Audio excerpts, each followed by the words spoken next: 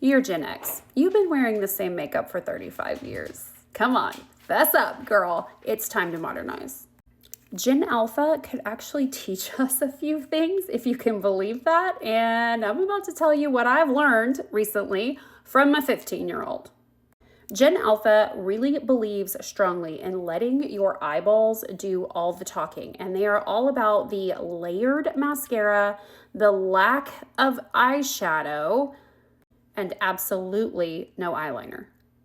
It took me a while to get on board with these things, but when my girls kept constantly reaffirming how young I looked when I did my makeup the way that they do their makeup, I had to really take a step back and ask myself if they were right. And gosh, we are the worst judges of ourselves because I'll be darned if they weren't spot on. Liquid liner is definitely out. If you're still using it or an old pencil liner, it's time to ditch those. And at the very least, move to a very skinny brush like this one that is practically microscopic, and use a shadow that you can blend a little bit to create a softening that doesn't create competition. So the whites of the eyes to the iris, that line right there that you see, that is really the only hard line on your face. And it is where humans are going to look unless you've created competition for that somewhere else on your face, with really sharp brows, with really harsh eyeliner, with really harsh eyeshadow, with a cut crease. Then you are taking people's attention away from your eyes and onto other parts of your face. And they are going to judge more harshly on the other parts of your face than they are going to judge your soul. So if you want to use black, here's how we're doing it now. All right, with a teeny tiny brush, you can go in and enhance your lash line a little bit by making these little smudgy motions. Go all the way across from the tear duct to the very last eyelash. Do not start at your first eyelash. You have to get all the way into that tear duct. Otherwise, you are leaving eye real estate on the table. And then smudge out that line so that it is not obvious to anyone where it stops and where it starts. Nobody is highlighting like this anymore. Now we highlight like this with a little bit of movement out to the side and under the eyes, but the primary highlight needs to remain here. This is because the golden triangle, which is your brows to your mouth, the highlighting pulls that forward, contouring the rest of the face, pushes the face back, and that is feminizing. Every face can benefit from this with very, very few exceptions. And the younger girls just know this. They are all about the concealer, but often skip foundation altogether because they know that by the time they put on bronzer and blush and layer all of that on with highlighter, there would be no foundation left. You've covered it all up. So while you don't have to skip foundation, if you have a need for it, if you have rosacea, you have acne, you have really discolored skin that requires foundation, by all means, keep wearing it. But wear a good one that looks like skin. Maybe the one from Science Pretty or whatever. But the point is that minimizing how much color goes on your face is really key. These girls now are all about the skin, all about letting it look as if you just came from a facial as opposed to just coming from a makeup artist. All right, now the point that I've been the most excited to share with you is how these girls have taught me to layer contour and layer blush, almost replacing the intensity of eyeshadow blending with like 5 and 6 different colors. They're now doing this to the cheeks, and I couldn't be more obsessed with it. So I'm going to show you, this is a very basic look that I'm wearing today, but I'm going to add layers of contour and layers of blush, and you tell me what you think. Let's go. The Science of Pretty darker concealer, the one that we use to darken the foundation, but also to bronze and contour.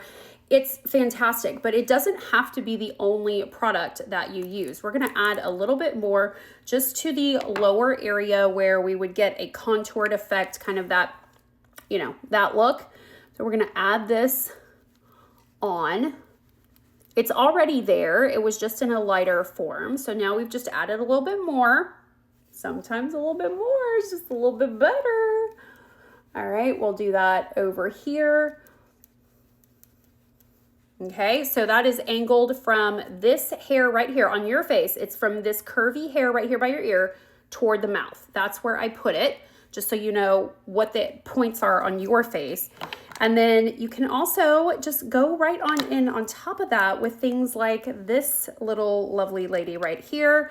The name of this I'm not allowed to say, but it is on a list in my bio in the link tree. Go to the website, you get the list. It's all basically all the products that I love, that I don't sell and I can't talk about on this app. So now we've kind of layered that up, like just getting better, right? And then I like a little bit of pink on top of that. So I'm gonna take this lip color and put just an extra bit of pink. I really love the idea of tying in any pink that I have going on my lips into my blush color. And then I also, right close to my eyes, want a little bit of highlight. So I don't know what layer we're on now, 4 or 5, but again, just keeps getting better.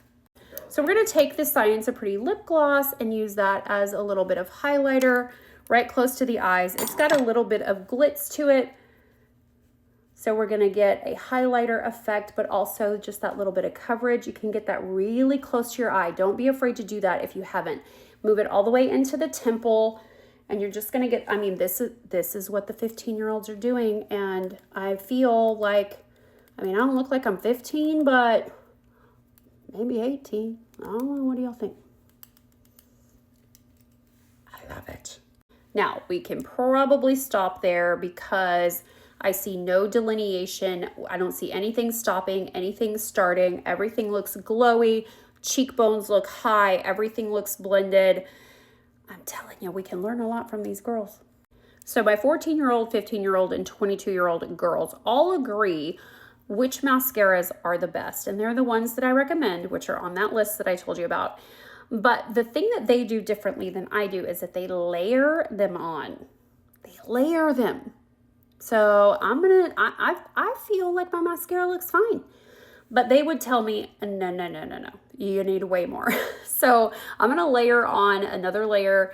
These mascaras are listed in the list, but let's give it a shot. Currently wearing Ilia Limitless, which I hope I can say because at one point I had a relationship with them and a contract.